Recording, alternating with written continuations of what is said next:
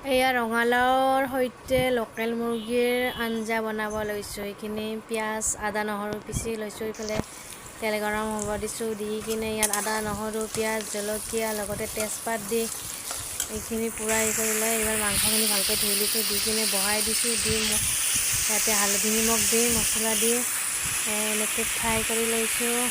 তাৰপিছত ৰঙালাওখিনি আৰু আলু দুটাই বহাই দিছোঁ। দি কিনে একদম ভাজি ঢাকনি লগাই এয়া মছলা চছলা দি লৈছোঁ চব।